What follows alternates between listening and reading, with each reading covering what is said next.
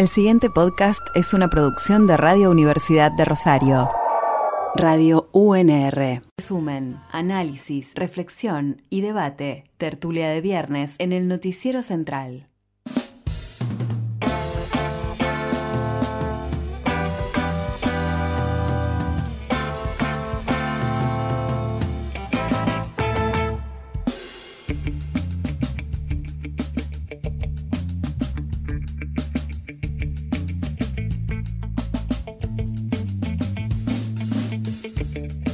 Hola, hola, muy buen mediodía para todas y todos. Aquí estamos en el Noticiero Central de Radio Universidad de Rosario en FM 103.3, también online desde cualquier parte del mundo puedes sintonizarnos en www.radio.unr.edu.ar y también lo puedes hacer en nuestra aplicación que se llama Radio UNR, la bajás en tu teléfono y nos escuchás desde cualquier parte del mundo mundial.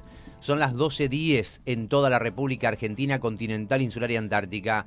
Jorgelina Giva, ¿cómo anda usted? Muy buen viernes, muy buena tertulia de viernes. Buen viernes, buen día, buen último día laboral de la semana. Hola Diego Fiori, hola Licha Leoni, hola Marcos Brodo, hola Steve Fofano, hola a todo el equipo de Apuntes y Resumen. 12 y 11 ya son de este mediodía de viernes 26 de septiembre de 2025, terminando el mes de septiembre con mucho viento, con mucho polvo, con mucho plátano dando vuelta, Los que son alérgicos verán, es como la nevada del Eternauta, pero en versión natural. Bueno, pasa todos los años. Igual todos los años siempre muchos se quejan. Pero bueno, después nos dan sombra. Intentemos ver el pro y la contra del plátano. Una de las semanas más particulares en cuanto a agenda periodística, política y política económica de todo el 2025, por lo que ha sucedido básicamente desde el viernes pasado, Señor, que arrancó esta semana que vamos a estar charlando durante esta tertulia, y con lo que ha significado también la conmoción del final de esta semana, que no tiene que ver exclusivamente con la cuestión política económica, pero sí también básicamente se sobrepone la cuestión, el horror que estuvimos conociendo de la noticia vinculada al triple femicidio. Y digo que ese triple femicidio se vincula a la cuestión de la política económica de la República Argentina, porque sin dudas en la jornada de ayer, en la edición de ayer del noticiero, y en esta radio hace muchísimos años, venimos hablando de qué país tenemos, hacia dónde vamos y cuál es la oferta que la República Argentina tiene para quienes componemos este pueblo. Oferta, palabra que podríamos modificarla, por ejemplo, pensar en qué proyecto de corto, mediano y largo plazo, y en ese proyecto a quiénes se incluye, a quién se promueve esa inclusión o a quién se excluye directamente. En este aspecto está vinculada directamente la trama de las economías ilegales, de lo que tiene que ver con el surgimiento narco y los condimentos de esta horrorosa noticia del triple femicidio, que en la ciudad de Rosario varias organizaciones feministas hace tiempo vienen denunciando lo que significa el involucramiento de las mujeres, las niñas y los niños en las diferentes economías ilegales, particularmente la del narcotráfico acá en la comarca rosarina. Mucho de lo que estamos viendo e informándonos de lo que llega de Buenos Aires para muchísimas personas que son parte de la comunidad de oyentes de Radio Universidad, le suena, le resuena, recuerda y puede reflexionar sobre esto que nos proponemos hoy, que es hablar de la Argentina de esta semana, en qué situación está la política económica, pero cómo se afecta a la generalidad del pueblo, a las mayorías de la clase trabajadora. Tertulia de viernes, Jorgelina Giva con...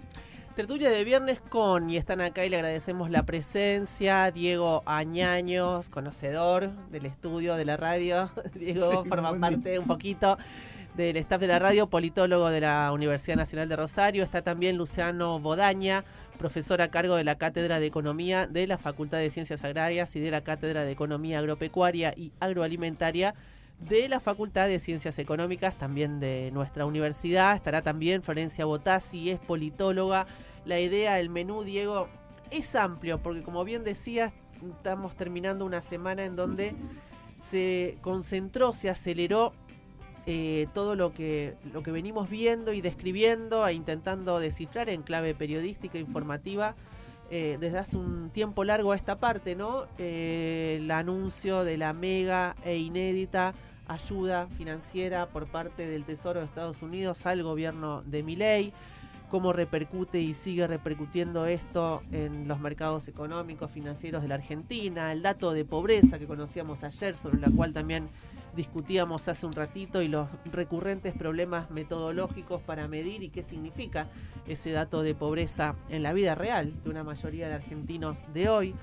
El tema del sector agropecuario, con esto que se empieza a conformar quizás, Diego, como una estafa de proporciones pocas veces vista, institucionalizada, con la liquidación anticipada de exportaciones de soja, nos lo va a explicar Luciano y Diego también, en detrimento del elenco y el universo de productores agropecuarios de Argentina, que es enorme, a favor de 5 o 6 actores hiperconcentrados como son las agroexportadoras también, por si nos faltaba, digo, una cuenta al collar de los hechos de corrupción que viene anotándose con mucha velocidad. La Libertad Avanza, y todo atravesado también, Diego, vos lo decías, por el triple feminicidio que vino a golpear de manera dramática, una especie de bofetada, de trompada de realidad. Esto es lo que está pasando en un montón de partes de la Argentina también, y tiene también que ver, por supuesto, con las condiciones de vida de porciones amplísimas de nuestra población. Diego, Luciano, gracias por venir. ¿Cómo están? Bien, muy bien, buen día, buen mediodía, gracias por la invitación, como siempre. Buenos días, ¿qué tal? Gracias por la invitación. Bueno, Diego, empezamos por acá, si te parece. Sí. De vuelta, la invitación a la charla es amplia. El menú de cosas que merecen ser discutidas es enorme, muchas veces abrumadora directamente. Sí. Si querés empezar por la política, si querés empezar por la economía, si querés empezar por lo social, adelante. Bien, la primera pregunta que nos hacemos cuando ocurren sucesos como estos, en los que se producen... Nosotros venimos describiendo, en general, desde el inicio de la gestión de Milei, lo describimos así de manera vulgar como macrismo en Fórmula 1, ¿no? Todo acelerado. Y hablábamos de un fenómeno que en su momento, viste que los politólogos le ponen nombre a las cosas, y sofisticado, hablábamos de un fenómeno de compresión temporal. Es como que hay una gran acumulación de fenómenos, de hechos, en un periodo breve de tiempo. Entonces, cuando aparecen o se aceleran de pronto en la historia y aparecen un montón de estos fenómenos, lo primero que nos tenemos que preguntar es, ¿este es un fenómeno disruptivo o es un fenómeno que arrastra una tendencia que ya veníamos viendo? La respuesta diría que es un poco más de lo que venimos viendo. Es cierto que ahí hubo como un golpe de efecto en función de lo que ocurrió el 7 de septiembre, como la percepción de que el gobierno había sentido un disparo en la línea de flotación. Ahora, si uno se va semanas atrás del 7 de septiembre, ¿qué es lo que uno veía?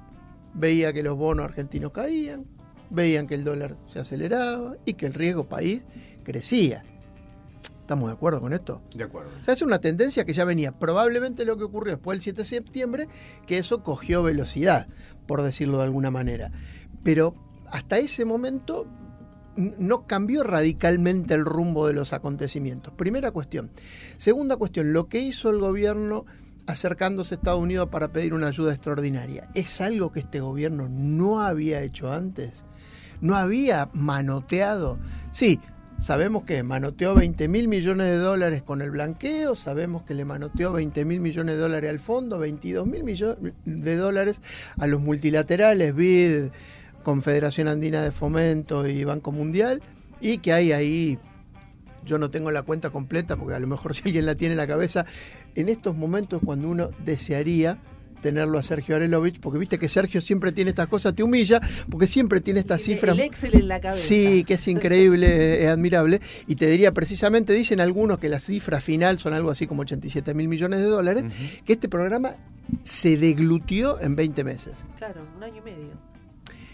Esto tiene que ver con que estos modelos, estos programas de estabilización de este tipo, de los cuales ya vimos que es una M más en el camino, es la M de Martínez de O, es la M de Menem, es la M de Macri y es la M de Milei ahora, son programas que son una suerte de barril sin fondo que absorben divisas a una velocidad acelerada.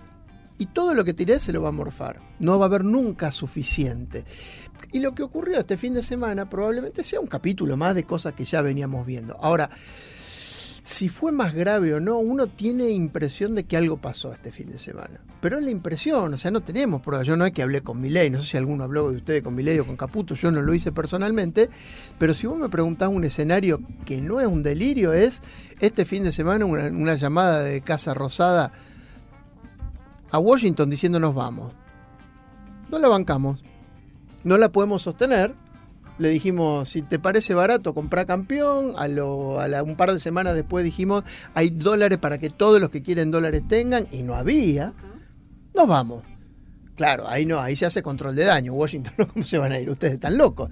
Si ustedes se van, no solo me queda todo el culerío de los bonistas, que muchos de los cuales son norteamericanos y demás, sino que me queda el culerío del fondo, donde yo soy corresponsable de un préstamo absolutamente obsceno, dado a Macri atrás, refinanciado con ustedes, refinanciado con Alberto Fernández en algún momento, pero un nuevo préstamo de 20.000 millones de dólares, y yo ahí tengo un problema severo. Entonces, en ese registro yo leo lo que pasó por estos días. Ahora, cuidado. Le estamos pidiendo plata a un trastornado. Porque mañana el despeinado rubio se levanta mal, se levanta cruzado y dice, no, yo no estoy de acuerdo. El presidente Milei me ha traicionado, yo estoy absolutamente, me sale disappointed. ¿Cómo sería? Decepcionado. Decepcionado, estoy muy decepcionado, no me gustó la manera en la que se manejó. Realmente yo no puedo seguir sosteniendo una cosa como esta porque los intereses de Estados Unidos están por encima de todo y listo, y te dejó pedaleando. Cosa que hemos visto Que repetidas veces. Preguntale a Zelensky. Claro, bueno, ni hablar, el caso de Ucrania quizás sea uno de los más emblemáticos, el caso de la guerra de aranceles con China, con Europa, es como... Te pongo 300 de hoy mañana, te pongo 5 y después te los elimino a todos. Estamos frente a una persona que tiene una inestabilidad emocional muy alta. Esta no es cambiaria ni financiera. Entonces, uno empieza a mirar. ¿Y si yo soy un financista global, si soy tenedor de bonos, si soy operador en los mercados, yo estoy mirando con cuidado? Porque cada vez que a la Argentina la salieron a sacar del fondo de la pileta de los pelos, esto terminó en un default. Claro. Personajes de los cuales todavía los tenemos en el gobierno, como Federico Sturzenegger, que fue el que operó el salvataje durante el gobierno de la Rúa, que operó el blindaje en su momento, que es el video ese que siempre todavía escuchamos, qué lindo es dar buenas noticias. Uh-huh. Acabamos de recibir el apoyo al Fondo Monetario del Gobierno de España, que nos van a acompañar. 2001 será un año maravilloso, la Argentina crecerá y seremos todos felices.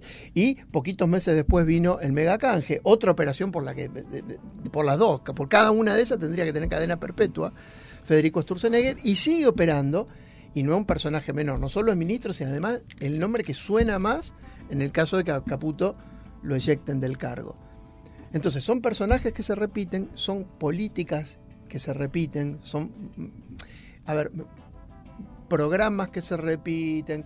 Digo, ladra, tiene pelo, mueve la cola y, viste, todo el mundo tiene que estar asustado y no tiene que estar tranquilo, incluso en el mercado internacional.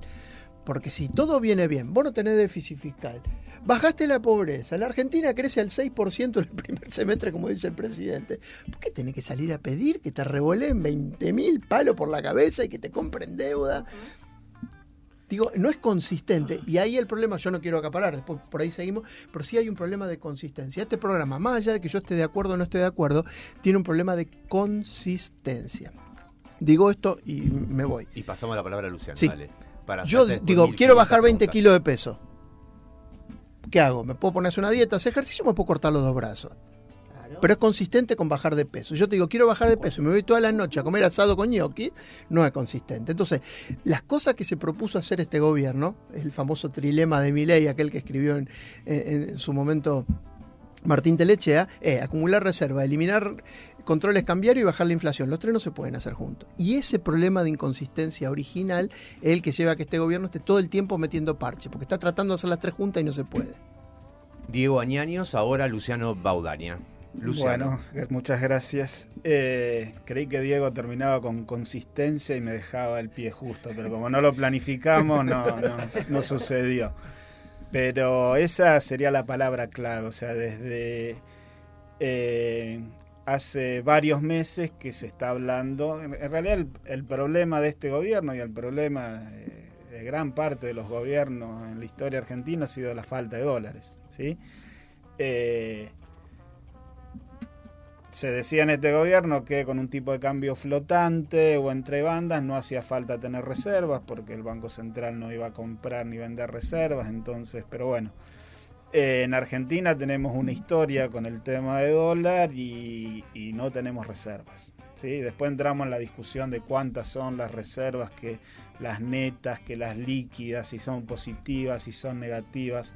Lo cierto es que son pocas las reservas y quedó en evidencia en estas últimas semanas que ante una corrida cambiaria el dólar se dispara, todo el mundo se asusta, no hay cómo frenarlo. En ese escenario que se le venía advirtiendo al gobierno, primero con el Clouding Peg con el que arrancó el año, que se le decía que se venía apreciando el tipo de cambio, que el dólar barato, que eso iba a llevar a un déficit de cuenta corriente, que lo llevó.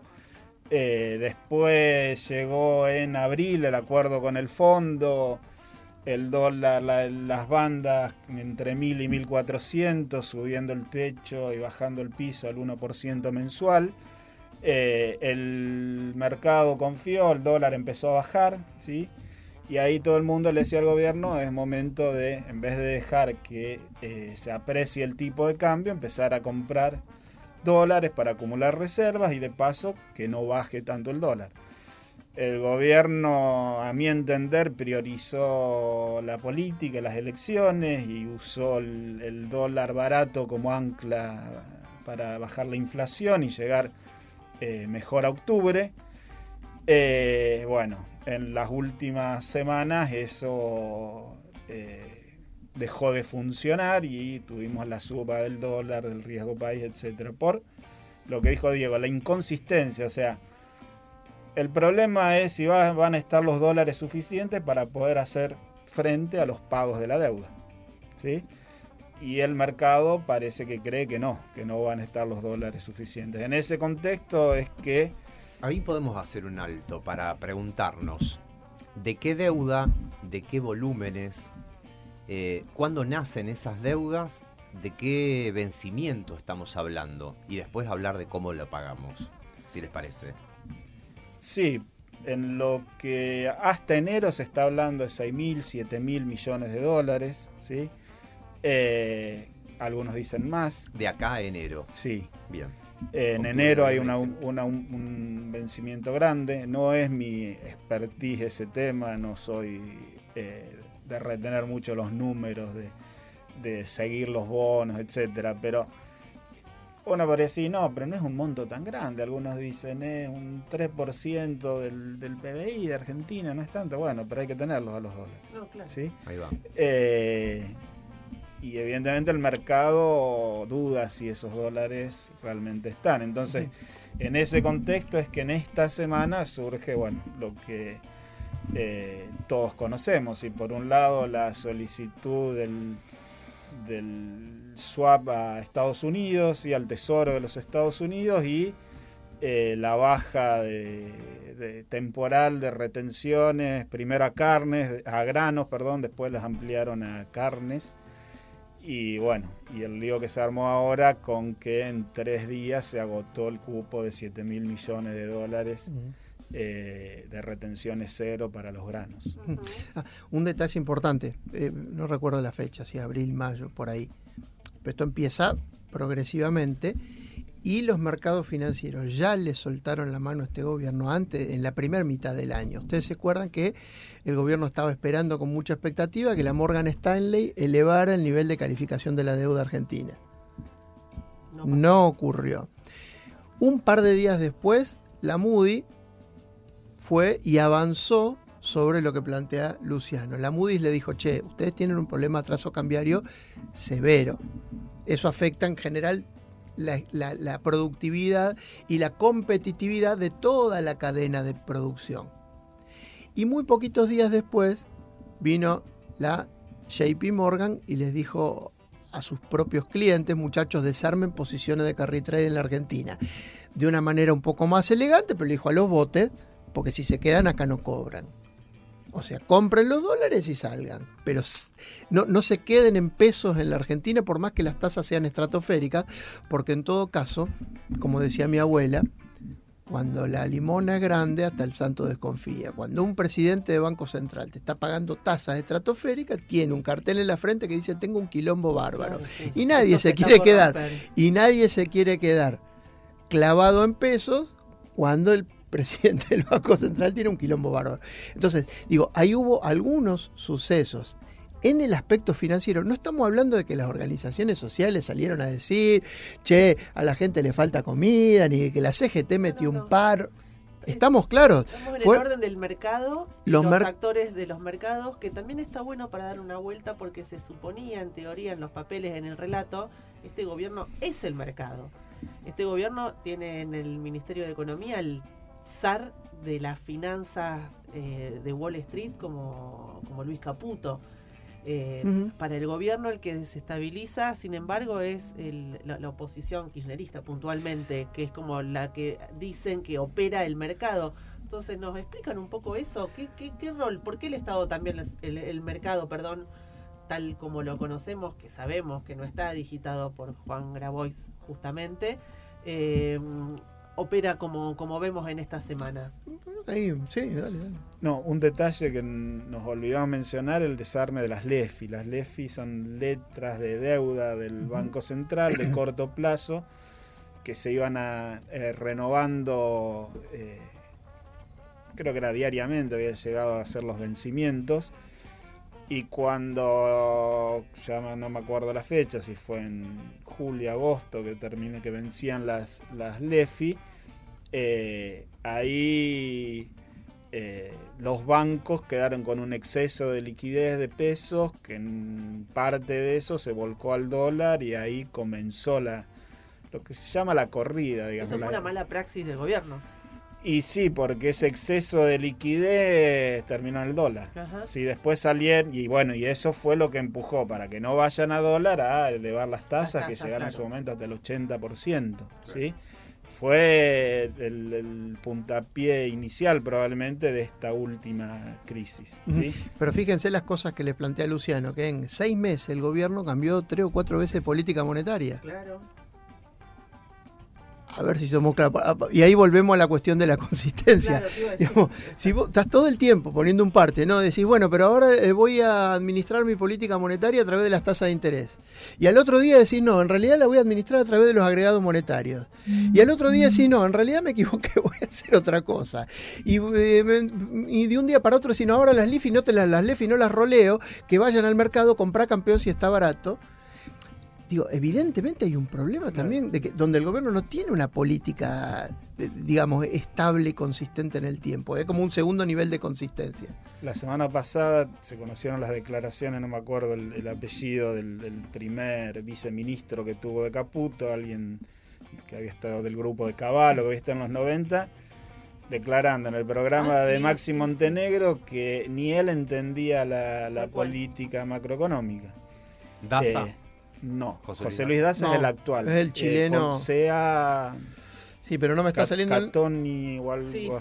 Catoni. Escuché también una declaración que creo que pasó desapercibida por el caudal de informaciones escandalosas que se le suceden. Criticaba esto de que querían fijar la base monetaria ampliada y que no se entendía bien eso, que los países hacen política macroeconómica con la tasa de interés, claro, y no con la base monetaria.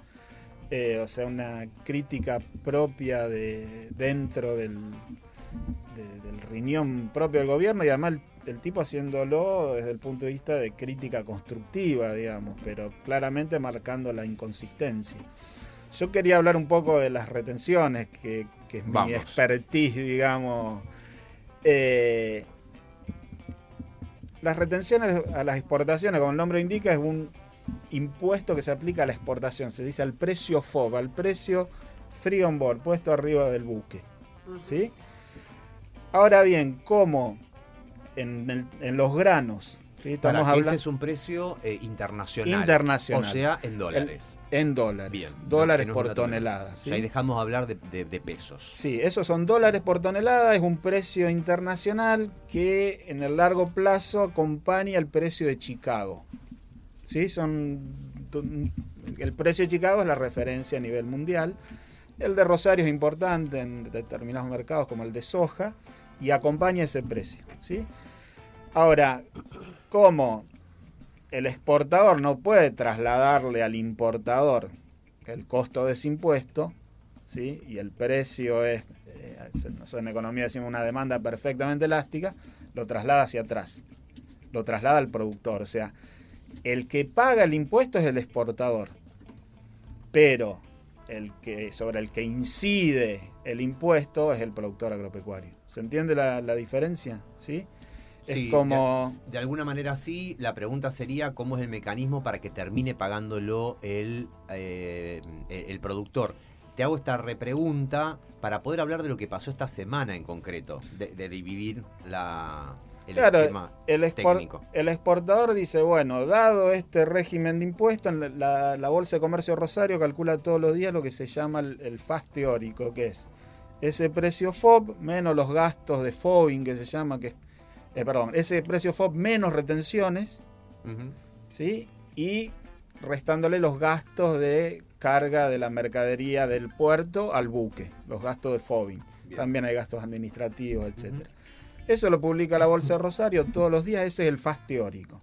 Ese es un precio de referencia que es el que el exportador tendría que pagar o podría pagar, ¿sí? Trasladando el impuesto hacia atrás, y el precio que el productor cobraría, ¿sí? Después el productor le tiene que descontar sus costos de transporte, comercialización, etcétera. Pero es el precio de referencia que se utiliza en la Bolsa de Rosario. El FAS teórico, como el nombre lo indica, es teórico, pero es el precio de referencia. En el corto plazo, obviamente, si las exportadoras necesitan, o las cerealeras necesitan más mercadería, aumenta la demanda y el precio en el mercado disponible está por encima del FAS teórico y viceversa, ¿sí? En este contexto, que esta semana se eliminan a cero las retenciones a las exportaciones de granos y subproductos, ¿sí? ¿Qué debería pasar? Que el FAS teórico sube y se aproxima al precio FOB de exportación, ¿sí? Y entonces el productor agropecuario se beneficia de la eliminación de retenciones. ¿Se entendió? Sí. ¿Sí? Sí, sí.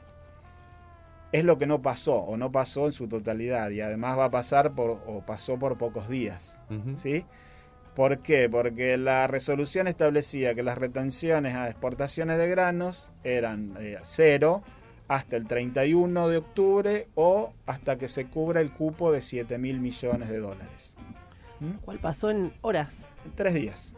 ¿Sí? Para el miércoles, creo que fue miércoles a la noche, que anunció en un tuit Juan Paso, el titular de Arca, que se había cubierto el cupo, ¿sí? El tema es que en el mismo decreto que establecía que había que se eliminaban las retenciones, etcétera, etcétera, había una resolución complementaria que ampliaba el periodo mediante el cual tenían que acompañar la declaración jurada, la DJB, declaración jurada de ventas al exterior, tenía que acompañarla con con el comprobante de la verdadera exportación de la mercadería. Bien. ¿Sí? Entonces, ¿qué es lo que sucedió? Las exportadoras, puede ser que hayan tenido soja acumulada, pero principalmente fue una cuestión financiera. Tenían dólares o los consiguieron de sus casas matrices, en el caso de Bunge, Cargill, o del gobierno chino, en el caso de COFCO. Tal cual. Consiguieron los dólares, hicieron la declaración jurada y empezaron a liquidar los dólares, ¿sí? Sin tener, y obviamente fue una carrera, porque si había un cupo, el que más declaraba a retenciones cero le estaba sacando cupo al otro. Era el tope, los 7.000 millones. Exactamente, ¿sí? O sea, que hicieron la declaración jurada de exportaciones, van a liquidar los dólares, tienen creo 3 días para liquidar los dólares, pero eso no fue acompañado de compra de mercadería, entonces Bien. se dio esta diferencia entre el precio, el FAS teórico que tendría que tener la mercadería con retenciones cero y el precio que realmente se vio en el mercado, que es menor, ¿sí? Que a su vez tampoco sabemos cuántos fueron los granos que se vendieron realmente en estos 3 días, ¿se entiende? Sí. Porque puede ser que el precio no haya habido tanta diferencia, pero que se hayan vendido granos, no sé, por $1.000 millones cuando el cupo era por 7.000. ¿Se entiende? Eso es lo que logró que se ponga todo el campo en contra, ¿sí? Hasta la sociedad rural, que primero salió a bancar la medida, ¿sí? El lunes contamos un dato que tiene que ver básicamente con periodistas que están en la Rosada, el Ministerio de Economía, que 8:30 de la mañana, por eso nos enteramos, ingresan al Ministerio de Economía, al Palacio del Ministerio de Economía, el presidente de Ciara, que es la Cámara de las Aceiteras, de las exportadoras, Y Dígoras, Gustavo Idígoras. Gustavo Idígoras, sí. exactamente. Ténganlo presente siempre porque es uno de los actores más importantes. Más importante de la Argentina. De hace Totalmente. 25, 30 años. Presidente de Ciara y SEC. Sí, Exactamente. Cámara de Exportadores de Cereales y de la Industria Aceitera. Sí. Y también. que de ese grupo, de ese pequeñísimo grupo, es el que se supo días después que uno de ellos compra el 60% de esos 7.000 millones de dólares que pretendía o recaudó el gobierno. Ese es un dato que es interesante para ir siguiendo. ¿Y quiénes son los que se sientan a hacer estos negocios por parte del sector privado? ¿Quiénes componen ese sector, estos sectores? Y el otro dato es que al rato de conocerse esta información de día lunes, hablamos con la presidenta de la Sociedad Rural acá en el noticiero de la ciudad de Rosario. Sí, señor. Soledad Aramendi estaba relativamente contenta. Estaba No tuvo mayores críticas, mostró expectativas, y cuando le pregunté si era una medida en clave de solucionar la desesperación del gobierno o una medida desesperada, dijo que no, que de ninguna manera utilizaría este término. Bueno, En definitiva, es parte de lo que fue traduciéndose a medida de la semana, que es la información que les llegó a ellos mismos, a los productores, que terminaron siendo estafados entre el anuncio, esa expectativa que generó contentura y lo que nos terminamos enterando entre jueves y viernes. Sí, ¿no? hay mil matices Claro. en torno a eso, desde que si es ilegal o fue ilegítimo, es una estafa, fue un negociado, fue algo que algunos con altísima información privilegiada pudieron aprovechar y un enorme Ese punto me interesa mayoría mucho, no. claro. Antes de seguir con esto, le damos la bienvenida, le agradecemos un montón por estar acá con nosotros. Florencia Botassi, politóloga, magíster en Derechos Humanos, integrante de la red de politólogas. Hola Florencia, bienvenida, gracias por estar acá también sumándote a esta tertulia de viernes. No, muchas gracias a ustedes, siempre es lindo participar de las tertulias, gracias. Estamos full intentando entender, Florencia, todo lo que está pasando. Así que, más que bienvenida, empezamos con algún comentario, intento de reflexión sobre lo acelerado que viene siendo la dinámica política económica en Argentina, lo ultra acelerada respecto a lo que hasta ahora conocimos, y caemos derecho a uno de los eventos de la semana, que es esta especie de mega, ultra, gigantesca estafa que se conformó contra prácticamente todo el sector agropecuario en detrimento de 5 o 6 cabezones que son los que siempre terminan, da la sensación, teniendo el cuchillito que corta la torta. Luciano, te escuchamos para seguir entendiendo. No, algo que, volviendo a la teoría, el alma docente no me deja escaparme de la teoría y de intentar explicar en términos abstractos esto. Entonces, dijimos, las retenciones se aplican sobre el precio, se trasladan, les baja el precio a los productores. ¿Quiénes se benefician de eso? Los que compran esa mercadería en el mercado local, ¿sí? Y después está la recaudación del Estado, obviamente, de esas retenciones a las exportaciones. Es fiscalmente siempre muy importante, ¿sí? Históricamente en la Argentina habría que ver, capaz que tenemos el récord mundial de aplicación de este impuesto. Hay pocos países en el mundo que lo aplican. Y nosotros probablemente, no conozco de historia económica en ese detalle, pero debemos ser los países que más tiempo la aplicaron en el tiempo, con gobiernos de distintos ideologías, digamos. O sea, en la época que se decían en el final del modelo de industrialización sustitutiva de importaciones, se hablaba de los ciclos stop and go, porque la economía llegaba a una crisis de balance de pagos y de ahí se salía con una devaluación. Y lo típico era que en esa devaluación se aplicaba un aumento de retenciones para captar la, entre comillas, renta extraordinaria que se generaba en ese momento por la devaluación. Pero bueno, luego, ese fue el ejemplo de lo que se usó en 2002, ¿sí?, cuando se reimplementaron las retenciones en Argentina.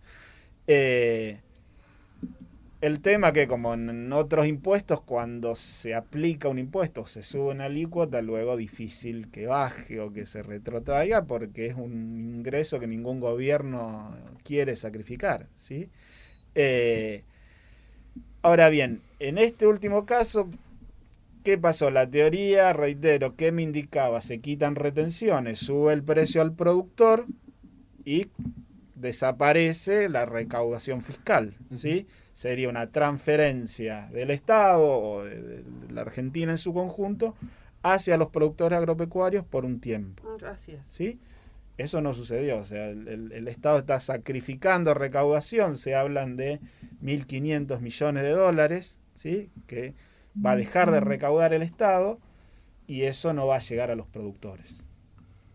Tal ¿Sí? cual.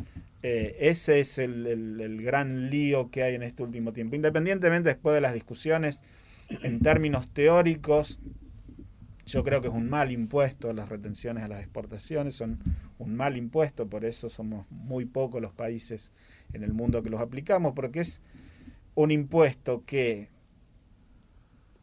genera distorsiones y desincentiva la producción y las exportaciones, o sea, la generación de divisas, ¿sí?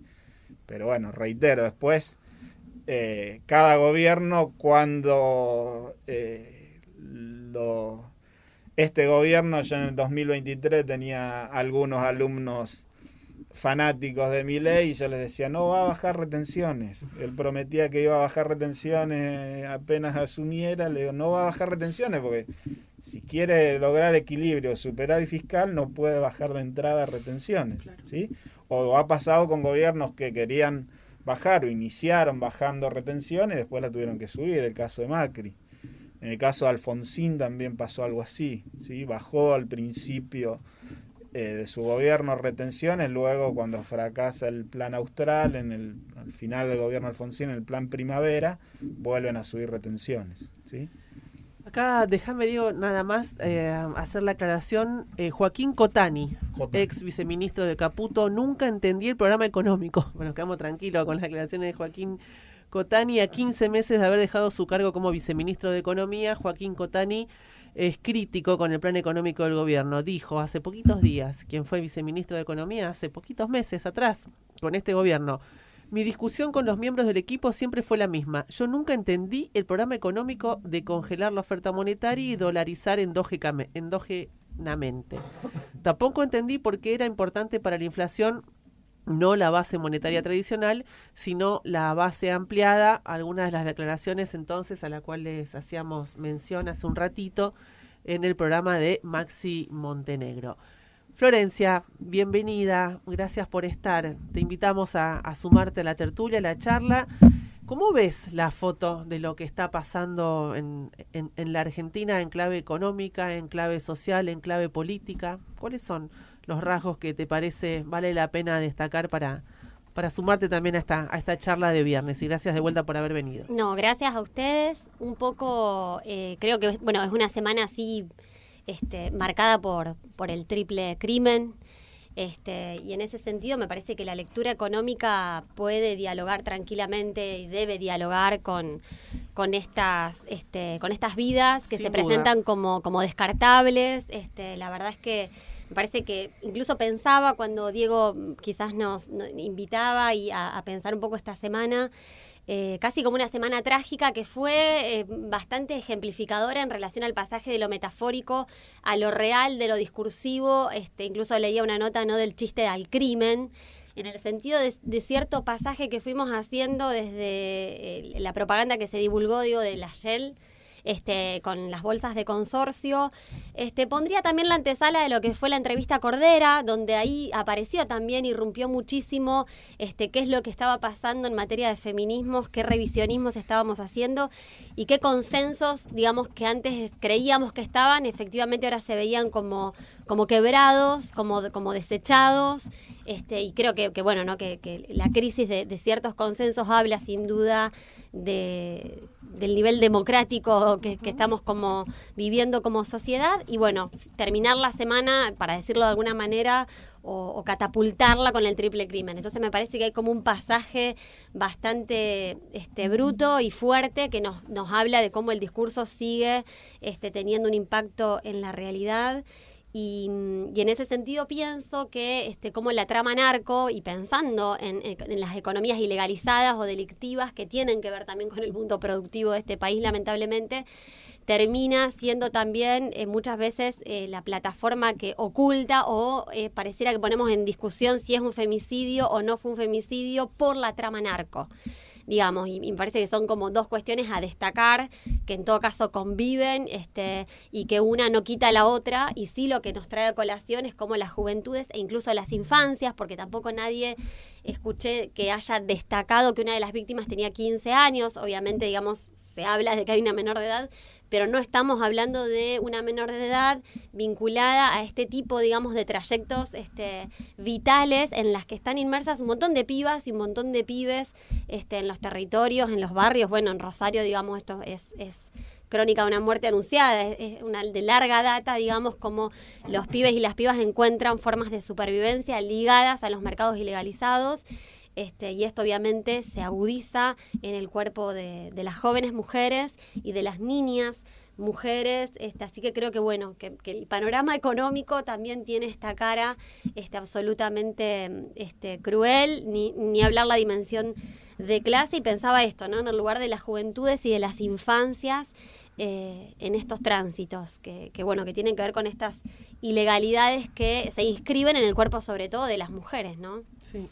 De las mujeres pobres fundamentalmente. Exacto. Y sobre todo, bueno, ayer tuvimos muy buenas entrevistas, muy buenos intercambios en torno al triple crimen de las tres chicas, una de ellas menor, muy menor, además, muy 15 pequeña. Años, sí, adolescente total, y hablamos mucho con Georgina Orellano, que la verdad dio una especie de clase, Diego, también de realidad sobre todo, ¿no? A ver, en la vida real está pasando esto, todo bien con todo el discurso, con el relato, con Washington, con Caputo. Se está viviendo así. Esto que pasó es una expresión de cómo se vive y cómo también se intenta sobrevivir en un montón de bolsones geográficos, periféricos de grandes ciudades argentinas. Rosario, por supuesto, tenemos nuestra propia historia, no nos hace falta ir muy lejos para encontrar este tipo de tramas. Ayer apareció, antes de ayer, en el conurbano bonaerense con mucha fuerza, pero tiene que ver y encaja, y es lo que decíamos al principio de la charla, es como una trompada de realidad respecto a lo que también merece ser hablado y discutido, ¿no?, en el medio de todas estas cuestiones que nos llevan, y retomo esto que decías, a este momento que un poco puede quizás resumir, que son los consensos estallados que hay, ¿no? Cuestiones sobre las cuales parecía que ya no había que volverse a poner a discutir. Sí, el chiste de la Shell, que además fue duramente criticado el movimiento feminista por salir a decir, che, no da hacer un chiste con esto. Bueno, 2 días después pasa esto, como si hiciera falta todavía seguir hablando de esto, ¿no? De esto, de los consensos estallados.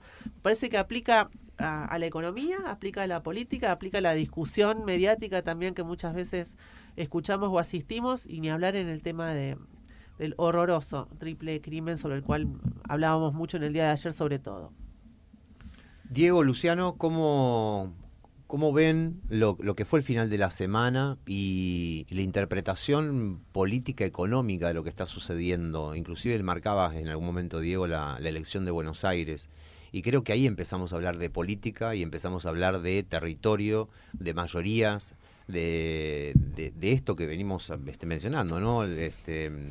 La Orellano, que se me fue el nombre, Georgina ahora. Georgina Orellano, la presidenta de AMMAR, la Asociación de Mujeres Meretrices de la Argentina, el Sindicato de las Putas, contaba algunas cuestiones que son conceptuales, pero que también están tallando muy duro en algunos aspectos sociales y de la relación que está teniendo hoy la Argentina. La Orellano hablaba sobre la cuestión del blanqueamiento, la cuestión vinculada a la higienización, a la normalización, y empezar a ahondar en esas ideas. Podemos linkearla con estas 3 M que en algún momento Añaños mencionó hoy, y que tiene que ver, 4 M, vienen ahí por la corrección. Y no sumemos más M. Estas 4 M que mencionabas, Diego, antes, porque hay una cuestión neoliberal que es el común denominador y que inclusive empieza a darnos elementos para poder analizar lo que significan las economías ilegalizadas, estos parámetros que propone básicamente la hegemonía blanca, yanquilandia, europizada también, ¿por qué no? Y que en definitiva las muertes, ya sean los 3 femicidios de ayer o la cantidad de muertes que vemos en Rosario que vienen sucediendo, de pibas y de pibes, de adolescentes, de montones de varones también, y lo que decíamos al principio de la tertulia, el involucramiento de mujeres y niños en todas estas tramas. Vuelvo a la idea de interpelarnos en el eje político y económico. ¿Dónde está la Argentina? ¿Dónde está presente esas 4 M? Que es el desafío de reflexión. ¿Quiénes son las 4 M? Volvamos a repetirlas. Bueno, Martínez de Hoz, Menem, Macri y Milei. Bien. Viste que hay gente que están los numerólogos, debe haber algún letrólogo, alguno que haga alguna huevada debe haber. Y que te diga, viste, con M de mucho, con M de malo y que se le ocurra alguna otra M, ¿no? ¿Será el Maléfico, factor que explique? Y con M de mierda, seguramente. ¿Será el factor que explique? Bueno, uno de los principales problemas que creo que teje todo lo que venimos conversando es que una de las intenciones de estos proyectos es la eliminación de la política. Creo que esa es una de los ejes articuladores, porque fíjense ustedes que el gobierno no hizo ninguna lectura política de lo que ocurrió el 7 de septiembre. Acá no hay lectura política, porque no hay una sola medida electoral. ¿Ustedes vieron alguna medida electoral? No hay ninguna. Porque una medida electoral hubiera sido, bueno, en vez de gastarme 1.500 en financiarle a los ojeros, 1.500 millones de dólares, y tiro una chispa para discapacidad, tiro para los jubilados, tiro para las universidades, qué sé yo, bajo un poquito el impuesto a las ganancias. Digo, ahí hay esas son medidas electorales. Acá no hubo ninguna medida electoral. Todas las respuestas fueron respuestas que le estaban hablando a otro público, pero no al mundo de la política, porque a los que ellos le hablan son en realidad un porcentaje ínfimo de los votos. Acá la idea fue, perdimos, cometimos errores, vamos a hacer una autocrítica, pero vamos a seguir haciendo exactamente lo mismo. Y la apuesta es esa, porque esto es lo que hacemos bien. Digo, todas las decisiones que se tomaron, lo único que hacen es acelerar ¿cómo lo diríamos en términos geométricos? Me falta un mate, pero digamos, aumentar el grado de la pendiente. Es caer aún más rápido. Entonces, digo, y en el marco de todo esto, ninguna decisión, como decíamos al principio, que se salga de todas las que se han venido tomando hasta ahora. Porque no es una cosa extemporánea esto, ya dijimos. Porque ahora vos hace un rato a mí me llamó la atención esto de decir, bueno, vamos sobre el riesgo Cuca. ¿Y qué riesgo Cuca hay cuando vos necesitaste 20.000 palos del blanqueo? Exacto. ¿Y qué riesgo Cuca tenía vos cuando necesitaste los 20.000 del fondo o los 22.000 de los multilaterales? ¿Dónde estaba el riesgo Cuca ahí? ¿No será que el problema, yo ahí voy a full con lo que proponía Luciano? El problema es que la gente empezó a decir, esto no van a pagar. Y no van a pagar porque se están quedando sin dólar, porque ahí sí hay un problema estructural que por ahí, qué sé yo, son cosas aburridas de hablar al aire, pero un problema que en realidad los economistas describen como la restricción externa. Sí, señor. ¿Qué dice? La restricción externa, para decirlo fácil, que la Argentina o los países como la Argentina no son capaces de producir en el largo plazo la cantidad de dólares que necesitan para crecer y desarrollarse. La única fábrica de dólares que tenemos nosotros, que es el comercio exterior, o sea, la diferencia entre exportaciones e importaciones, no tiene la consistencia intertemporal que nosotros necesitamos. ¿Por qué? Por muchas cosas. Un problema, el deterioro de los términos de intercambio, si ustedes quieren, que una cuestión vieja previsiana, que es que los precios de los productos primarios pierden valor con respecto a los manufacturados hace alrededor de un siglo, pero también tiene que ver con que nosotros producimos cosas para las cuales no fijamos el precio, entonces sabemos los costos de producción, pero no sabemos cuánto vender. Sabemos que vamos a producir, pero no sabemos si finalmente eso se va a poder levantar, porque puede venir un bicho, porque puede venir una tormenta, porque puede venir una piedra, porque puede venir la chicharrita, o porque lo que fuere, y ese año la tierra no dio, y seguimos con el problema. El otro problema que tenemos, un problema particular de países como la Argentina, y es que nosotros producimos para exportar lo que nos comemos. Eso se llaman wage goods, bienes salario. Nosotros producimos y exportamos lo que comemos. Cosa que no le pasa por ahí a Chile con el cobre o a Venezuela con el petróleo. Entonces nosotros tenemos un problema adicional. No fijamos los precios de la producción, no estamos en control del volumen de nuestra producción, dependemos inmensamente de los movimientos de la demanda global. Fíjate vos, demandas... Claro, nuestra comida es commodity, una cosa así es lo y que es la fuente, es como el paquete principal de las exportaciones. Entonces, ¿qué es lo que pasa? Cuando al país le empieza a ir bien, nosotros nos empezamos a morfar las exportaciones. Exacto. ¿Cómo salís de ahí? ¿Cómo salís de eso? Bien, la salida es muy fácil, es muy clara, es muy evidente. Hay que sustituir importaciones y sustituir exportaciones. Es muy fácil la respuesta. Ahora, hacerlo es... Pero o sea, es ampliar la base industrial. Ampliar el perfil de tu canasta exportadora. O sea, añadirle cosas. No solamente exportar soja a granel, sino que hacer aceite, que hacer pellets y qué sé yo cómo se hace. Pero además, exportar biotecnología. Digamos, meterte en aquellos nichos de mercado a nivel global donde vos podés tener alguna esperanza de ser competitivo. La biotech, te digo una porque tenemos un complejo biotech acá cerca en nuestra universidad que es parte de nuestro orgullo, ¿no? Ahí tenés un pequeño espacio donde vos podrías ser eventualmente competitivo. Y por otro lado, tratar de sustituir importaciones, que es un viejo proyecto de la Argentina. O sea, tratar de producir cosas y no comprar tanto en el exterior. Eso es muy fácil de decir y es bastante más difícil de hacer, evidentemente. Nos ha costado. Sí. Luciano, Diego, el compromiso de preguntarte y escuchar una reflexión tuya sobre esta idea del crecimiento de la pobreza desde esta marca que venimos hablando, de 4M, es perfecto. Hablamos de la primera M, década del 70. ¿Dónde estaba la tasa de pobreza en ese momento? ¿Dónde está hoy? ¿Qué hace el poder que maneja la Argentina con esa tasa que va creciendo, que no es una tasa, son todos los años más argentinos? Compromiso de esa reflexión para poder ir tejiendo la trama de lo que tiene que ver con la política económica y cómo se traduce la política económica en la violencia en los diferentes territorios del país. Luciano. Bueno, continuando con lo que hablaba Diego, me voy a atrever como economista a opinar de política, pero... Por supuesto. Diciendo Bien parcialmente... Bienvenido, bien ahí. Me encanta, pero bueno, por ahí estoy rodeado de... Ellos son politólogos, ¿vos sos politólogo, Denis? Sí. Bueno. Portador sano. Bien. Hasta yo soy politólogo. Vos también, bueno, yo tengo mi único hermano politólogo y tengo un montón de amigos politólogos, así que estoy acostumbrado.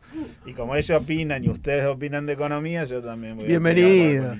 Y además somos periodistas, o sea que opinamos de economía, de somos política. todólogos. El periodista de la mesa te autoriza. Son peritos balísticos, saben de submarinos. Claro, ¿no? por eso te habilita y te escucha. Eso es lo más importante. Él dijo que no hubo ninguna medida política después de la elección de Buenos Aires. Yo creo que directamente no, pero esto de frenar el dólar y tratar de bajar el dólar es una medida electoral clara que la han usado todos los gobiernos también, de todas las ideologías.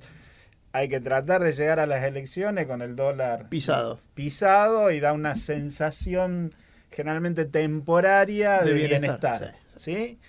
Entonces, indirectamente es una medida política electoralista. ¿Sí?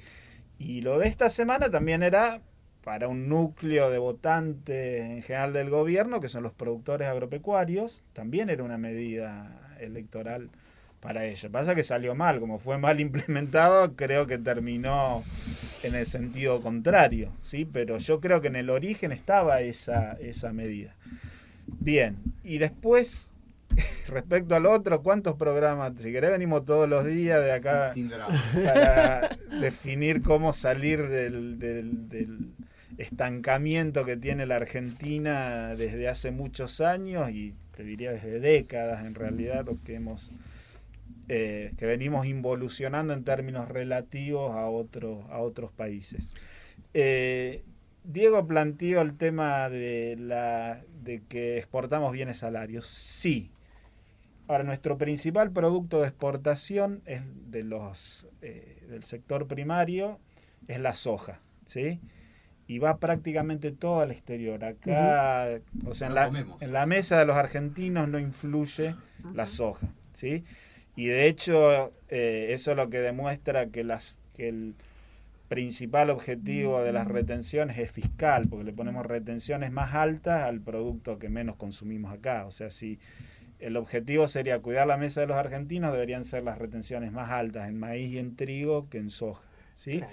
Entonces, por ese lado, desde que la soja se transforma en nuestro principal producto de exportación, no influye tanto y no es que nosotros nos va mejor y disminuimos el saldo exportable de soja, ¿sí? Sí puede pasar con trigo, por ejemplo, ¿sí? Y lo otro de la sustitución de importaciones, también en términos teóricos, Prebisch dijo a mediados del siglo pasado, hay deterioro de los términos de intercambio para los países de la periferia, lo que nosotros exportamos vale cada vez menos en relación a lo que nosotros importamos, por lo tanto tenemos que dejar de importar bienes industriales y exportar bienes primarios y tratar de primero sustituir importaciones, pero el objetivo final era vender bienes industriales, exportar bienes industriales para no depender de la volatilidad de los precios de los commodities, claro. ¿Sí? Bueno, eso no se consiguió durante los 40 años de la industrialización sustitutiva de importaciones, ¿sí? Entonces tampoco yo pienso que sea la salida de esto, ¿sí? ¿Cuál es la salida? Bueno, es muy difícil. Yo lo que creo que acá en Radio Universidad no podemos dejar de mencionar es la educación. O sea, todo país del mundo, porque acá vivimos hablando, la otra vez lo escuchaba creo que es el actual viceministro José Luis Daza hablando de que el mundo demanda, además de alimentos, demanda litio y petróleo y gas, y que nosotros tenemos todo, sí, perfecto, pero no tenemos, por un lado, infraestructura, y este gobierno en 2 años casi que va a llevar, no hizo un parche de una ruta. O sea, si nosotros aumentamos la producción agropecuaria, ¿por dónde la vamos a sacar? Acá en el Gran Rosario no vamos a poder salir a la ruta hasta que pase la cosecha, porque ya es intransitable en época de cosecha. Totalmente, sí. Ya está, si ustedes recorren la O12, unos cráteres hay impresionantes. Yo cuando vuelvo a la Facultad de Zavalla subo de la 33 a la O12, unos pozos, bueno, estamos en radio, no me pueden ver la gesticulación, pero se entiende y los conocemos. Son además, cráteres, claro. ¿sí? Que los camiones suben a 2 por hora. Entonces, hasta en este modelo, para que se crezca con este modelo, ¿sí? No es consistente. ¿Por qué? Porque no hay inversión en infraestructura y tampoco hay inversión en como menciona Milei, le puso el nombre al ministerio, en capital humano, ¿sí? No hay ninguna política a favor de la educación, al contrario, es en contra. Entonces no hay ningún país en el mundo que haya logrado crecer y desarrollarse en el largo plazo sin invertir en educación. Después vamos a discutir cuánto hay que invertir, cómo hay que invertir, dónde hay que invertir, cuánto el Estado, cuánto el sector privado, pero sí o sí tiene que haber inversión en educación, ¿sí? Entonces yo te diría, o sea, para que haya crecimiento económico tiene que haber inversión. Y eso no es una cuestión ideológica, ¿sí? Es acumular bienes de capital. Lo que sí luego va a ser ideológico, podemos discutir, es si la inversión la tiene que ser localmente, si puede ser inversión extranjera, si se puede financiar localmente o pedir préstamo al exterior, si la inversión tiene que ser privada o tiene que ser pública, de cuánto, pero tiene que haber inversión para que haya crecimiento económico. Ese es un concepto que se lo asocia al neoliberalismo, a lo de la inversión con el crecimiento económico. No, digamos, no es discutible, reitero, lo que es discutible es quién, cómo, cuándo se hace la inversión. Claro. Pero sin inversión no hay crecimiento económico. Y lo que está faltando en Argentina desde hace muchos años es inversión. ¿Sí? Acá supuestamente iba a haber una lluvia. Ahí quería llegar, claro, cuando te escuchaba, sin duda hay una cuestión ahí de tal vez de resquemores, de inversiones, de qué significan la llegada de capitales extranjeros. El tema está cuáles son las condiciones que le ponés vos en tu país. Y ahí es donde aparece, por ejemplo, el RIGI, donde vimos que eran condiciones leoninas puestas por los leones y que nosotros mirábamos de abajo cómo se iban a devorar todo. ¿Y qué condiciones pusimos? Y ninguna. Ver cómo se la llevan, cómo se devoran, básicamente. Diego está pidiendo la palabra. Una aclaración más y dejo. Vamos. No, cuando Diego habló del problema de la restricción externa, ¿sí? La histórica restricción externa, que no generamos, o sea, vos los dólares los podés generar por cuenta corriente, ¿sí? Principalmente el balance comercial por dentro de la cuenta corriente, por exportar más mercaderías de las que importás, ¿sí?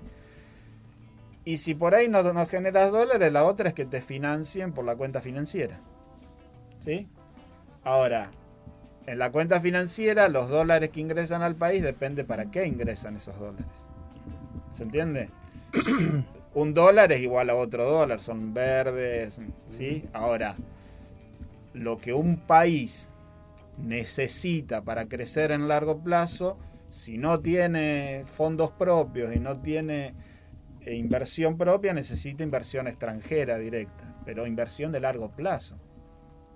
¿Sí? Que vengan con RIGI o sin RIGI, eso lo discutimos.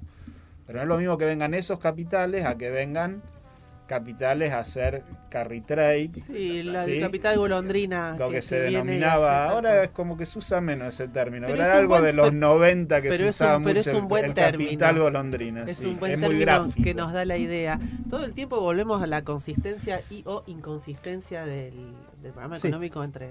Sí, yo me había referido más que nada a la cuestión externa, es cierto que hay algunas cosas que hay que tener en cuenta. Si vamos a sumar una reforma impositiva y vamos a sumar una reforma de la justicia, porque si no es imposible que un país crezca. Digo, hay muchas cosas para pensar. Sí. Yo pensé que estábamos solamente referidos al sector externo. Ahora, me interesó mucho lo de las condiciones de la inversión. ¿Puedo contar una historia que yo les cuento a mis alumnos? Siempre les digo lo mismo. Vamos a hablar de inversión. Listo.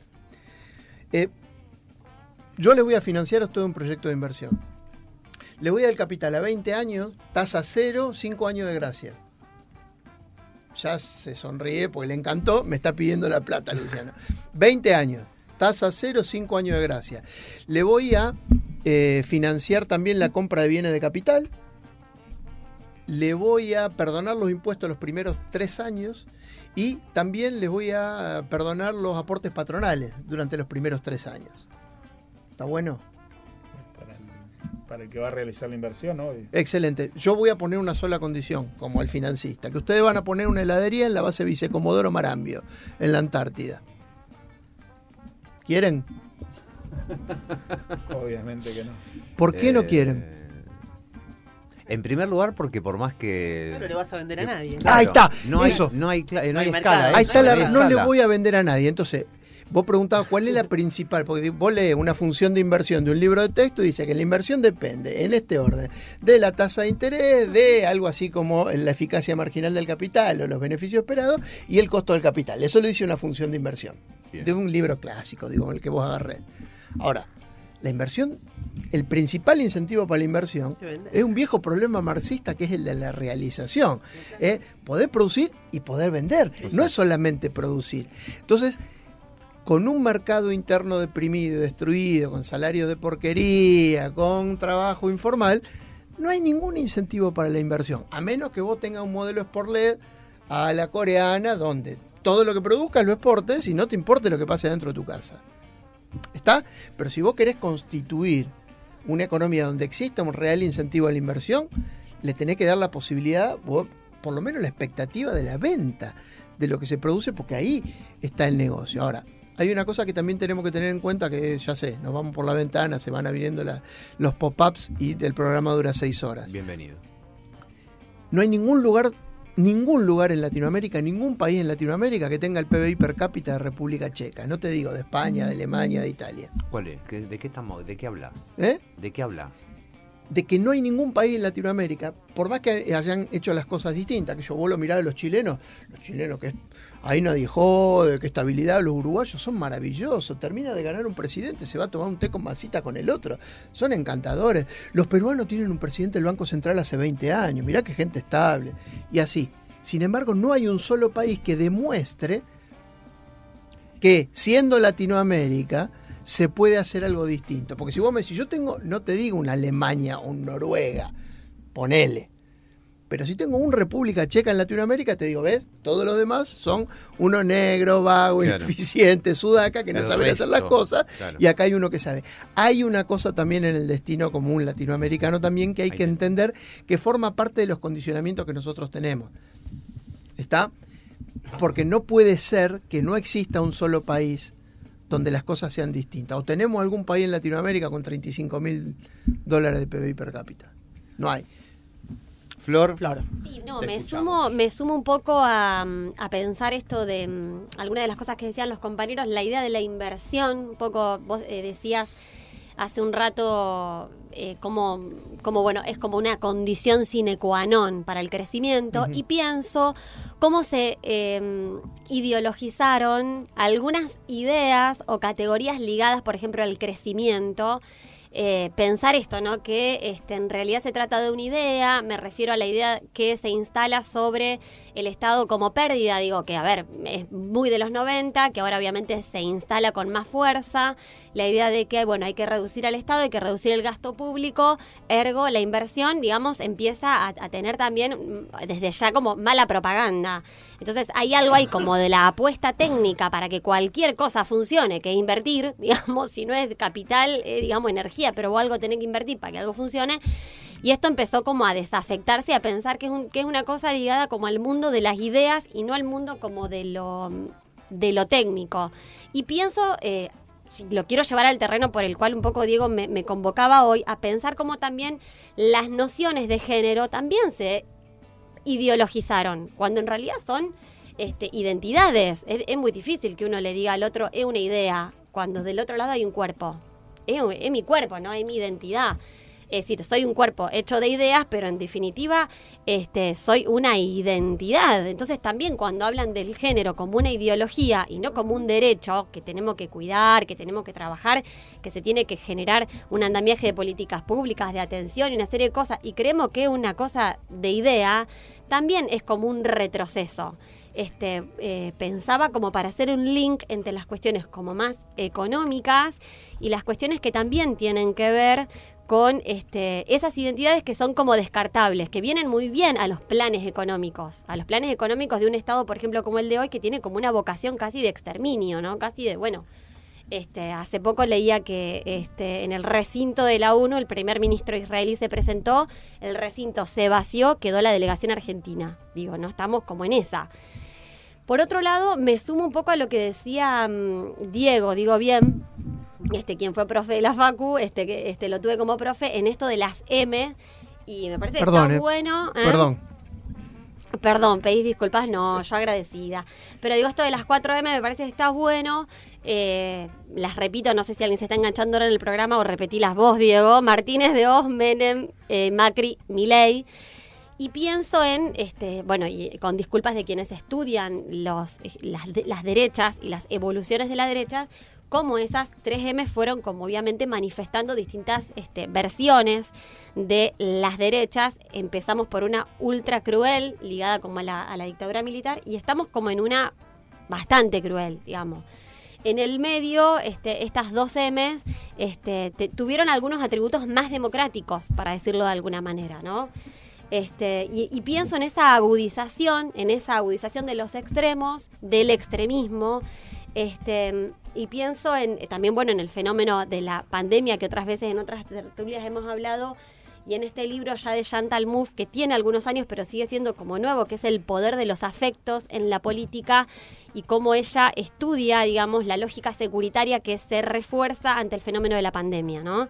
Cómo las subjetividades empiezan como a solicitar de los estados lógicas más securitarias que de desarrollo, que de bienestar. Y cómo eso se fue como siendo también como un caldo de cultivo para llegar a esta versión de ultraderechas en el mundo. Y me quedo dejo la pregunta tertuliana de qué son los extremos, porque pienso en los extremos, digamos, que estamos hablando acá, digo, a nivel de los planes económicos y también en relación a los feminismos y a la idea de quienes se pasaron 3 pueblos o quienes nos pasamos 3 pueblos como lo extremo.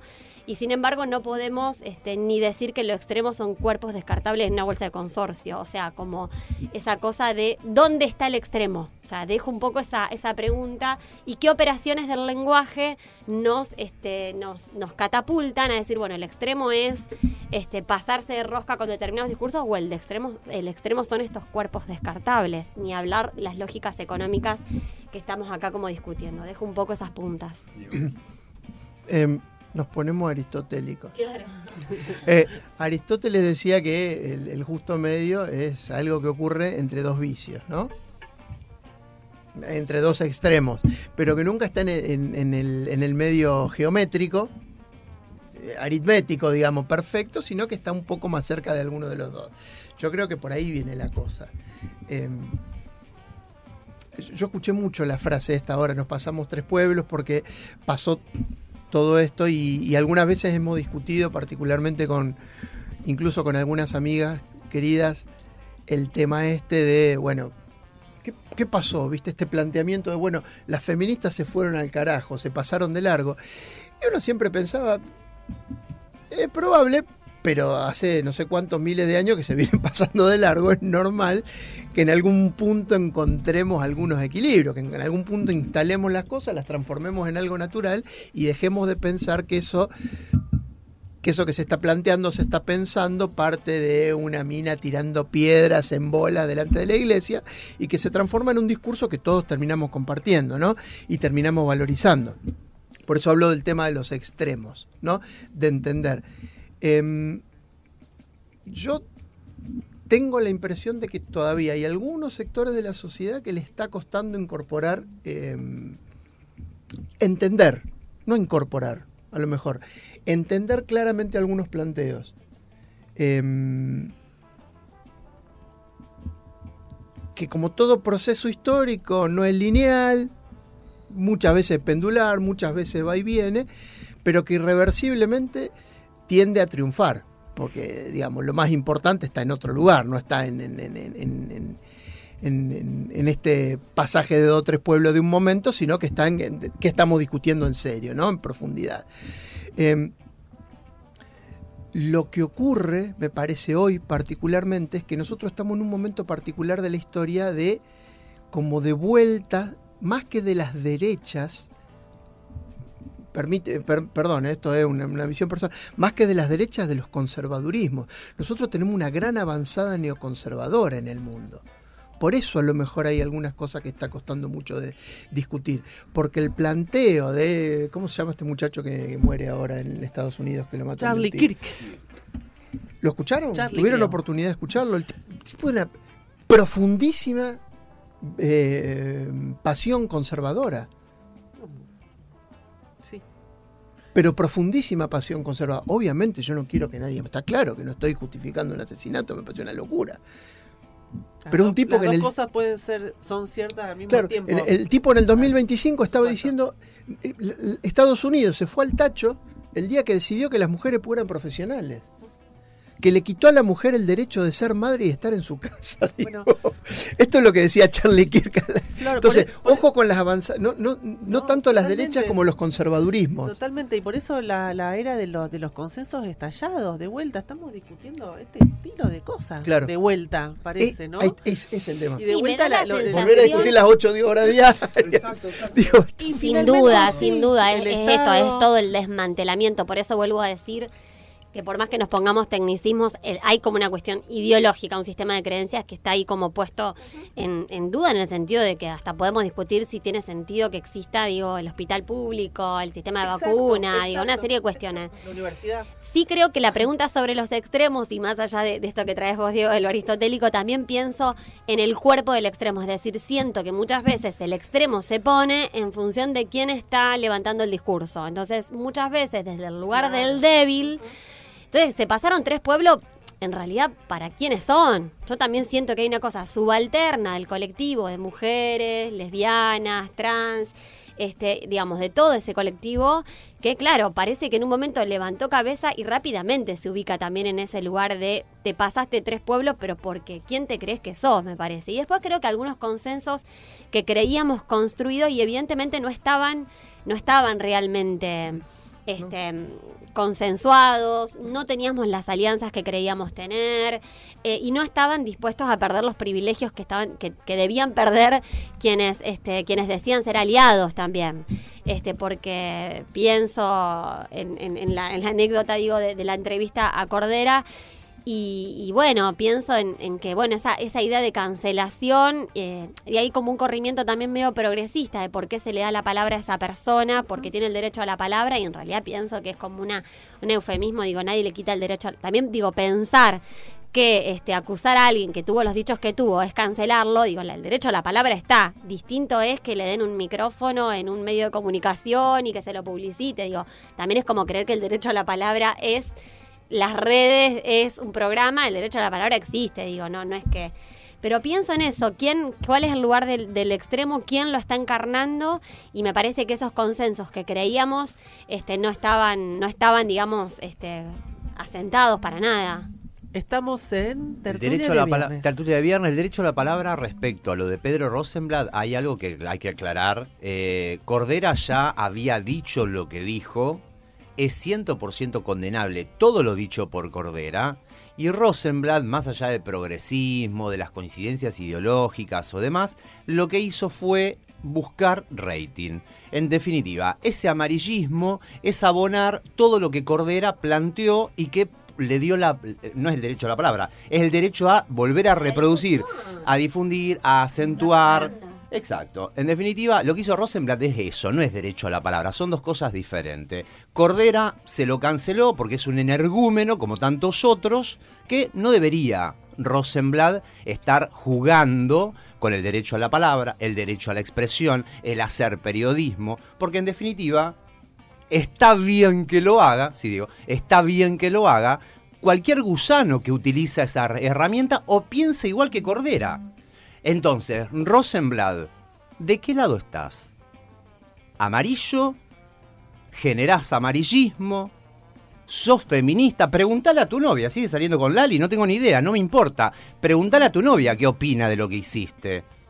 Esa es la discusión que hay que llevar, pero claro, con Pedro Rosenblatt no nos metamos porque es compañero. Perdón, no quise decir tanto. ¿Diego? No, un segundo ni siquiera voy a decir lo que pienso. Bien. Voy a lanzar un argumento de abogado del diablo. Vamos. Rosenblatt ¿se equivocó o no? Hay que preguntarle a él. Bueno, habría que preguntarle, ¿te equivocaste? ¿Metiste la pelota? Digo, porque a lo mejor la trayectoria anterior de Rosenblatt no tiene nada que ver con ese momento. Me lo pregunto, yo tampoco lo sigo, no es que yo lo sigo, no tengo tanta idea, sé que el novio de Lali, no sé mucho más, en serio, pero no sé mucho más. Y ve que el marido de Pampita. Claro, no, pero no veo mucho más. Por ahí veo que hace los como los jingles, esa cosa. No me parece, dentro de la gente que yo veo en los medios, no me parece de los más pavotes. Honestamente, me parece un tipo para nada. bastante Por eso inteligente. Me sorprendió el argumento posterior a la nota. Claro. Bueno, Ese ahí es el viene, punto. qué sé yo a veces pienso que un tipo se sintió atacado, dijo, muchachos, porque a mí me ha pasado a veces en esta radio que he dicho alguna huevada y entran a ver los mensajes, facho, machirulo. No, muchachos, usted me conoce, me escucha, Claro. hace 10 años me están escuchando, dije una cosa que por ahí no te gustó, sentate y la charlamos, pero no me caiga arriba como facho, machirulo, qué sé yo. A lo mejor ahí hubo un rosqueado de más, no lo sé porque tampoco estoy muy enterado de lo que pasó, tengo picaditas de las cosas, que no doy ninguna cosa por hecha, pero digo, A veces las pasadas de rosca para mí tienen que ver con estas cosas, con no tolerar ni siquiera una pregunta, una mínima discrepancia, una cosa así, y porque Rosenblatt, supongo que me dijera, va bien Checopar. Dale, listo, maestro. No cabe duda. Feynman. Por eso, sí, está bien. Es Feynman, bien. todo bien, está todo claro. El tipo tiene una trayectoria que avale eso. Por lo poco que conozco, repito, por lo poco que conozco me parece que no. No, coincido con vos en la trayectoria de Pedro Rosenblatt, por eso me sorprende que elija a Cordera. Quisiera saber realmente el argumento por el cual lo entrevista, no los dichos posteriores a la entrevista, que es intentar caer parado o bien parado, porque en definitiva esta cuestión de la sorpresa, como se configuró de, bueno, pero tenemos que escuchar a todo, va a terminar entrevistando a D'Artés. Yo creo que la actitud de Rosenblatt fue corderística, o sea, quiso ser igual que Cordera, quiso ser más progresista que el progresismo, y también él se pasó, a lo mejor él también se pasó dos pueblos, porque él quiso hacer lo mismo que lamentablemente, ¿no? Y le salió horrible, me parece. Flor, ¿te escuchamos? No, me parece que así como Diego, te banco con las 4M, no te banco con con este último comentario. Pienso que, o sea, esta pregunta sobre la trayectoria, como si fuera que inhabilita, digamos, ese exabrupto, vamos a poner, o esa... No concuerdo, porque me parece que faltaríamos como al análisis de coyuntura y más político de por qué hoy un Cordera puede abiertamente, sacando, a Rosenblatt, estar abiertamente hablando. Me parece que el contexto, político abona, y me parece que esa entrevista suma a la posibilidad de que se sigan quebrando ciertos consensos, como hablábamos hace un rato. También hay algo del argumento que él da que tiene que ver con que algo no le pasa por el cuerpo. Siendo varón, digamos, los dichos de Cordera a él no le pasan por el cuerpo. Dijo y él. por eso pide disculpas. Y a mí me parece que es algo ligado a la problemática del tejido social, que tenemos que poder discutir qué pensamos cuando pensamos en empatía o en solidaridad, si efectivamente a mí me tiene que pasar lo mismo que al otro para poder empatizar con esa situación y para entender que estamos adentro del mismo tejido social. Es decir, si yo tengo que entender que el hambre es un crimen y tengo que pasar hambre, me parece como extraño Me esto. encanta. Yo digo, ¿por qué no podemos llevar a cuestiones ligadas al hambre, a la exclusión, llevar también los debates ligados al género? Tengo que ser mujer, tengo que ser trans para realmente tener miedo. Me parece que también hay algo como de que está puesto en duda. A ver, quiero decir, no me pasa por el cuerpo, ergo esto lo pongo en duda, o está en un terreno ajeno a mí. Y me parece, y vuelvo al debate más fuerte de la destrucción del tejido social. ¿Cómo se destruye el tejido social? Cuando el otro es un perfecto desconocido. Entonces yo desconozco tu padecimiento, desconozco tu existencia, que está bajo amenaza permanentemente porque a mí no me pasa. Y encima pido disculpas porque a mí no me pasa. Es decir, me parece que hay que discutir algo en relación a la empatía, de que me tiene que pasar como por el cuerpo para que yo lo entienda. Y creo que de ahí no salimos. Porque la democracia, digamos, en realidad es un sistema de alteridades de otros, donde las necesidades van cambiando y las identidades van cambiando, y eso tiene que poder convivir y ser procesado cada vez más. Si no, bueno, estamos como en una cosa mismiedad donde me tiene que pasar lo mismo que el otro, digo. Entonces hay algo ahí que no coincido. Dos cosas. Yo creo que hay algunas discriminaciones que no puede hacer en los análisis. Por ejemplo, Macri no es lo mismo que Videla. ¿Está claro? Está claro para todos, ¿no? Sí, coincido. Pero avanzá, por favor. Digo, entonces, Rosenblatt no es lo mismo. O sea, no Pero podemos... no estamos en una comparativa de no quién podemos, es Rosenblatt en no relación a podemos otros. transformar. Digo, me encanta lo que dijiste de no necesitamos ser para, porque una de las conversaciones que yo he tenido con una amiga personal muy querida, me pidió una vez, por favor, que yo no fuera a una de las marchas del 8M. No vengas. Le digo, pues yo quiero estar, no vengas, porque vos no sos el protagonista, porque vos no nos entendés, pero esto que decías vos, la empatía de estar juntos. Hay algunos debates que también tienen que tener algún margen de comprensión del otro también, que es necesario que... A mí me parecía, estaba bueno que yo quisiera ir, y a ella le resultaba casi ofensivo, como que yo quería acaparar los varones que ocupan, y no sabés lo que es para una mujer caminar con un varón al lado. A esas cosas me refiero yo cuando digo lo de Macri. Macri no es Macri no es Videla, Rosenblatt no es Babi Checopar. ahí es donde a mí me da la impresión de que como que está sobregirado. No me asusta, ¿eh? ¿Por qué? Porque hay un horror detrás que a mí me permite ser empático, me permite entenderla. Yo no me enojé con ella. Le dije, no, listo, de donde yo pueda te voy a acompañar. No es que le dije, no, vos estás loca. No, le dije, bueno, yo estoy acá cuando vos quieras, disponible. Yo sí le dije. ¿Qué le dijiste? No, vos estás loca, andá y llevá esto que yo te estoy diciendo a la asamblea porque queremos marchar con ustedes. Claro, y de hecho empezamos a hacerlo luego atrás. Y me parece perfecto, está bárbaro, porque entiendo a las compañeras y el debate de lo que se fue generando, inclusive esto que vos planteabas, Diego, que tiene que ver con un diálogo, donde el no existió de parte de las compañeras, sí. Pero después también fue un teje de parte de compañeros, de los varones, de empezar a participar y querer participar de esa marcha. Querer participar no significa protagonismo ni mucho menos, todo lo contrario. Porque no está bien. Me encanta este debate, de hecho el miércoles nos encontramos con Diego en la plaza. Pero digo, más allá de esto, también lo que es interesante es que los varones o las identidades masculinizadas en realidad puedan también gestionarse las propias herramientas de discusión, de lucha, de revisión. Digo, me parece que en realidad también lo que pide esto es que para ir a un terreno quizás a ver un poco más menos duro que el de la vida o la muerte, digo, por ejemplo, las licencias por maternidad o paternidad. Digo, qué interesante sería que el colectivo de varones pueda nuclearse para, bueno, pedir más licencia de paternidad, por ejemplo, o que haya espacios donde se puedan discutir las masculinidades o las violencias que circulan. Es decir, me parece que lo que esta situación está pidiendo ya no es tanto es un me pliego a los consensos, porque bien, Jor, decías, no había tal adhesión, lo estamos comprobando, sino que evidentemente lo que hace falta, más allá que una cuestión de adhesión, una cuestión de construcción también, de otras identidades que puedan revisarse a ellos mismos. Me parece que un poco lo que estamos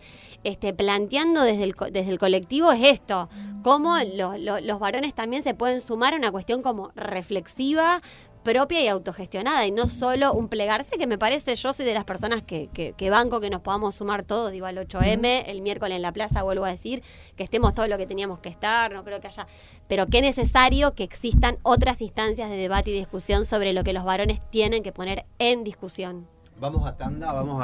Vamos a parar un minutito, tenemos que hacer la tanda. Si no, seguimos a todo trapo, pero tenemos que hacer la tanda, son 2 minutos nada más. Escuchá atenta y atento esto, no hay víctimas buenas ni malas, hay femicidios, justicia por Morena, Brenda y Lara, marcha, sábado 27 de septiembre, 16 horas, desde la Facultad de Ciencias Médicas, Santa Fe 3100, hasta la terminal de ómnibus y luego a la Plaza San Martín. No hay víctimas buenas ni malas, hay femicidios, hay pibas pobres asesinadas. Mañana a las 4 de la tarde marchamos desde la Facultad de Ciencias Médicas hasta la terminal de ómnibus y luego hasta la Plaza San Martín, es lo que está comunicando el área de género y diversidades de nuestra universidad y también la Asamblea Lesbo Transfeminista de la Ciudad de Rosario, que habrás escuchado en la semana, te lo conté, mañana es el preencuentro de lo que es el Encuentro Nacional de Mujeres y Diversidades en Corrientes será, y mañana es el preencuentro de la comarca rosarina en las instalaciones de nuestra querida Facultad de Ciencias Médicas. A las 4, mañana sábado, la marcha por Morena, por Brenda, por Lara, contra todos los femicidios, 4 de la tarde, Facultad de Ciencias Médicas, hasta la terminal y luego hasta la Plaza San Martín. Están empezando a comunicar esto desde la Asamblea Lesbo Transfeminista, desde el área de género y sexualidades de nuestra universidad, y también aprovecho de decir que mañana a las 9:30 en la Siberia comienza la Copa del Orgullo, está confirmada el comienzo de esta actividad y que por supuesto se van a superponer algunas, entre ellas la marcha, pero la idea, por lo que están comentándonos, luego de la Copa del Orgullo, luego de los torneos, se van a acercar a sumarse a la Plaza San Martín en contra de los femicidios. Violencia, que lo diga, es positivo porque muchos varones y hasta mujeres escuchamos algo que tal vez a veces pensamos, y escucharlo te muestra lo ridículo, idiota o nocivo que puede ser un pensamiento. Es imposible saberlo, pero estos dilemas creo que potencian un cambio para bien, para dejar de siquiera y razonamiento padeciendo al de Cordera. Y ahí acaba de mandar un mensaje el mismo oyente y se me fue difícilmente envalentonarse con un grupo de muchachos y empatizar con Cordera, más bien todo lo contrario. Ganas de estar en esa tertulia, dice acá el oyente. Debo decir que no vi la entrevista, pero estas situaciones son movilizadoras. Cordera dijo que lo que muchos piensan, como hizo aquella vez Cacho Castaña. Sí, lo de Cacho Castaña es interesante como para tomarlo.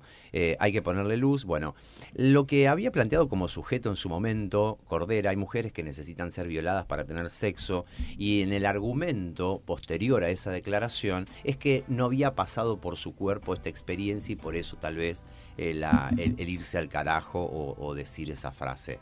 En definitiva, ya se sabe lo que va a plantear Cordera. Y esa es la discusión con respecto a Rosenblatt. Si lo haces, va a ratificar lo dicho. O a la labor periodística. Yo quiero volver a Milei y a esto que estamos hablando, y el enlace está puesto para mí en la idea de lo que decimos no tiene asidero real. Es decir, ¿se acuerdan la campaña de Milei? Lo que dice no lo va a hacer. Había muchas personas que votaron a Milei diciendo... Es imposible no va a hacer esto, sea para tanto. Y acá parece que es lo mismo. Digo, desde un Cordera, en la misma semana donde pasó lo que pasó, sigue operando como cierto discurso de posverdad, donde en realidad lo que dijo no es tal. Y el tipo lo está diciendo, y después explotaron videos, de Cordera en el escenario con nenas de 15 años, y él contando que se había enamorado de una niña de 15 años, cuando cantaba la del bombón. O sea, está dicho por él. No es que son dichos, esto tiene una realidad. Parece que en ese sentido estamos como dislocados, pensando que los discursos no tienen cuerpo y no tienen materia concreta. Esto es lo que quiero decir. Me parece que opera también en la lógica de lo que estamos viviendo con Milei, donde no terminamos como de reconocer cierta brutalidad y, bueno, está haciendo todo lo que dijo que iba a hacer. Se está haciendo más, incluso. Cordera está haciendo todo lo que dijo que hizo. Y en este plano de consensos estallados, y volviendo si fue electoralista o no, por ejemplo, lo de ir a buscar los 20.000 millones, qué sé yo, realmente en un punto también es tan difícil, creo, intentar entender o analizar, porque pasan cosas que no habían pasado nunca y que no parecen racionales en los términos en los cuales estábamos acostumbrados a la discusión racional, en este caso, Sí. por ejemplo, de lo político. Digo, ¿qué era lo lógico? ¿Qué tenía que venir? Bueno, les tiro un mango a las universidades, le tiro al Garrahan. ¿Cómo vas a seguir diciendo que estás en contra de un hospital pediátrico de niños enfermos? Sin embargo, redobla esto de las retenciones de esta semana. Bueno, voy a buscar, a lo mejor araño algo en el chacarero de las provincias del centro del país, que me votaron bastante en la última presidencial. No les bajé las retenciones ni se las saqué como dije que iba a hacer, pero les tiro un centro porque se viene la de medio término en octubre, me fue re mal. Y los desfalca. No es que no le tire un centro, es que los bombea. Sí, ojo con eso, que Milei hizo todo lo que dijo que venía a hacer, porque Milei no eliminó el Banco Central, no dolarizó, no bajó, no eliminó el impuesto a la ganancia, no eliminó las retenciones, no liberó el tipo de cambio, no hizo nada de lo que debería hacer un presidente liberal. O sea, hizo otras que no había claro, dicho. Yo lo que estoy de acuerdo de esto es que es una cosa... Peores, o muy graves. Y que se terminan ajustando más a la estructura de un programa de estabilización ortodoxo clásico, con algunas variantes, que yo creo que sí hay una gran diferencia, que probablemente sea lo del superávit fiscal. Conseguido como quiera, discutible, yo sé que es horrible. Cortándote las cuatro extremidades del cuerpo, sí, pensé que iba a decir otra cosa. Dije las cuatro extremidades, no aclaré. Entonces, sí, ahí hay algo también para ver cuáles son las continuidades y cuáles son las rupturas con respecto a otros programas de estabilización similares. Pero tiene un montón de gestos que copian parte de la historia, sin embargo no ha hecho todo lo que dijo que iba a venir a hacer, porque todo eso era bastante delirante, eso también hay que decirlo. No eran como las naves espaciales de Menem. Todo es muy delirante. Sí, eso todo es muy delirante. Por eso es difícil seguir intentando conversarlo en base a las categorías conocidas. Por eso lo de los consensos estallados. Por eso puede haber un chiste de Shell metiendo mujeres en una bolsa y 3 días después pasan estas cosas. Lo de Pedro pasando Rosenblatt fue, sí, exactamente, fue la explicación que él dio sobre la entrevista, que en definitiva es lo que termina molestando. Femicidio le llaman a lo que ocurrió a las 3 chicas. 515 no es un tema que vos tenés que opinar, claramente.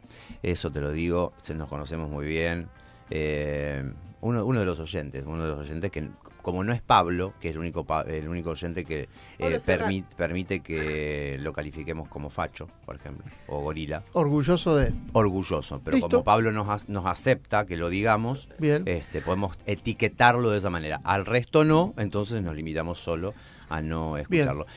Una oyente hace una acusación del tema de paridad en la tertulia. Invité a 7 mujeres. Flor votá si está acá, porque la invité y está acá presente. El resto dijo que no. Razón por la cual lo de la paridad es una acusación gratuita. Los varones que invité están acá, así que el resto... lamento la interpretación. Aparte a mí no me quiso invitar, me encontró por la calle ayer. En el Paseo del Siglo, súper cheto. Nos chocamos. ¿Te casó? Sí, ¿Te casó el huevo? Directo, claro. Claro. Directamente. No, por supuesto que sí, aparte de una construcción, la tertulia, pero sin duda que la acusación es gratuita y no sirve, al menos acá no suma. Había un mensaje que me parecía interesante para analizar lo de Rosenblatt. La nota de Cordera claramente es una nota pagada por la promoción del artista. O sea, fue por la teca. Ahí es donde agrava todo mucho más a Cordera. A Cordera está grabado, a Rosenblatt.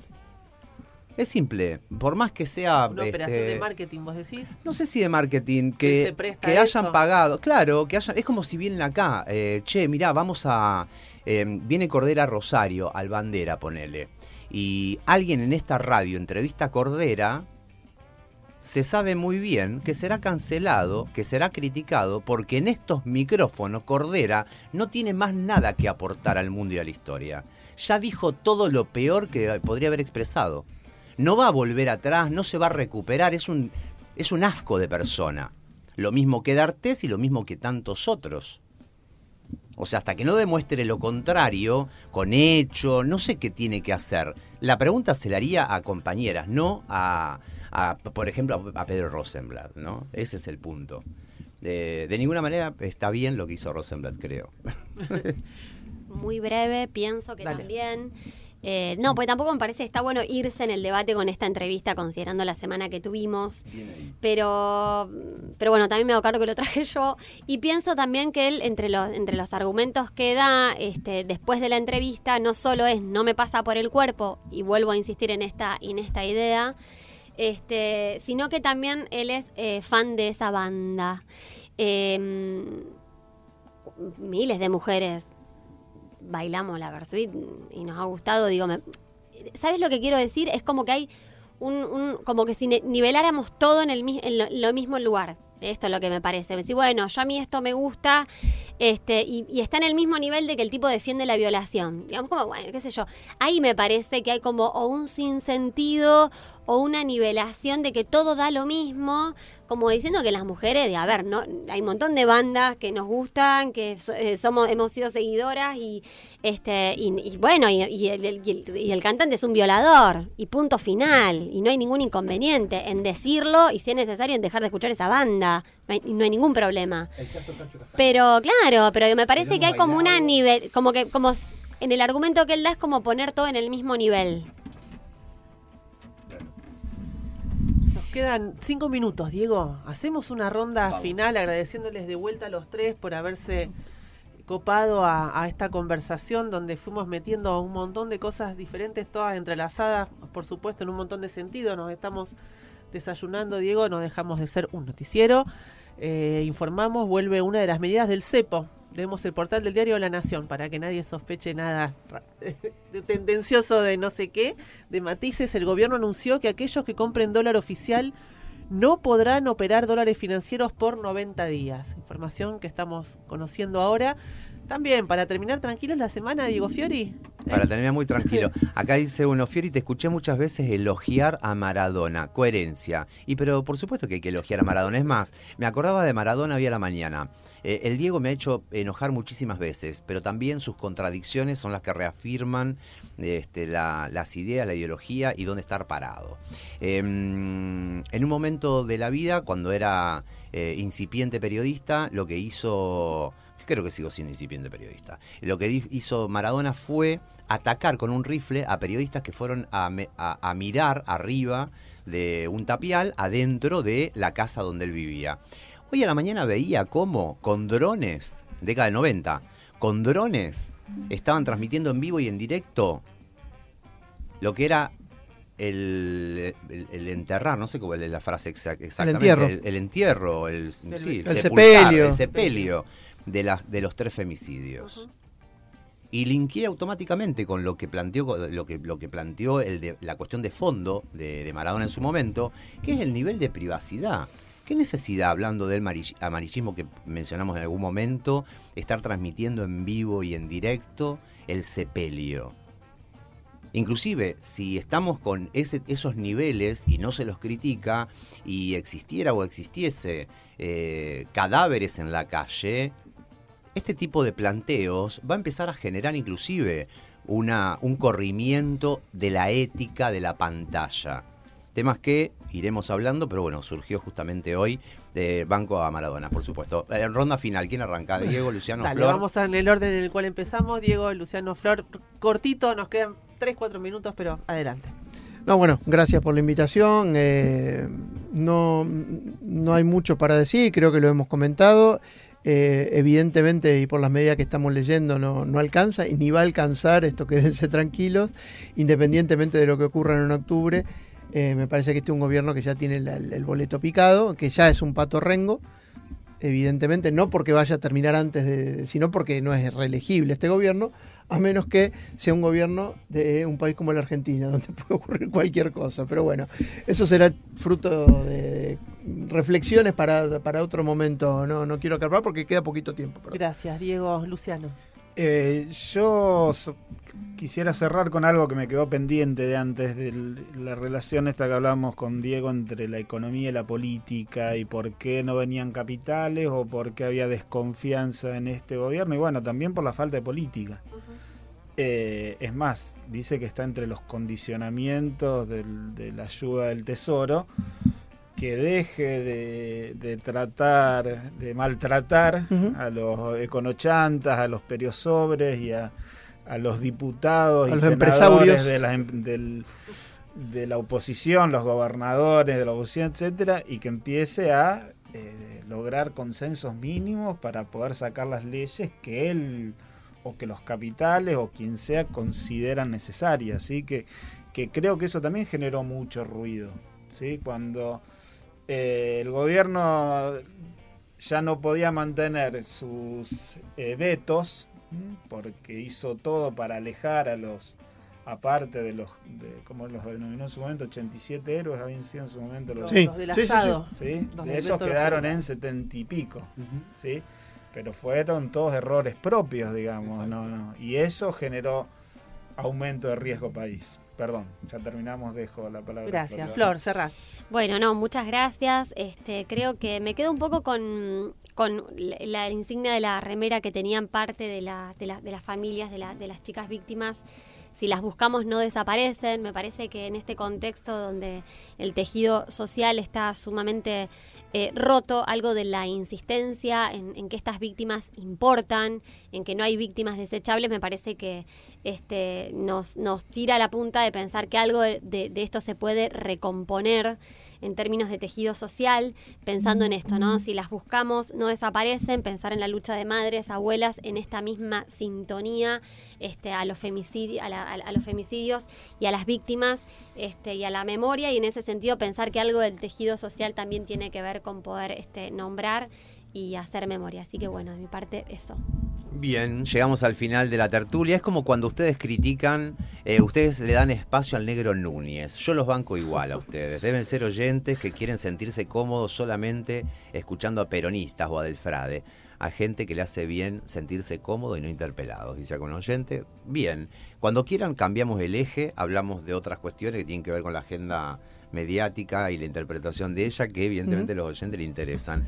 Les mandamos un beso y abrazo enorme. Acordate que mañana a las 16 horas está la marcha que arranca en la Facultad de Ciencias Médicas, de ahí a la terminal, de la terminal a la Plaza San Martín, la Copa del Orgullo, que es el comienzo de la Semana del Orgullo en la ciudad de Rosario. Se hace en las instalaciones de la Siberia, arranca a las 9:30 de la mañana, va a ser hasta las 16, porque a las 16, o cuando empieza ya la finalización de los torneos, de ahí, de la Siberia, se suma toda la tropa deportiva, podríamos decir, a la Plaza San Martín para rechazar y manifestarse en contra de los femicidios.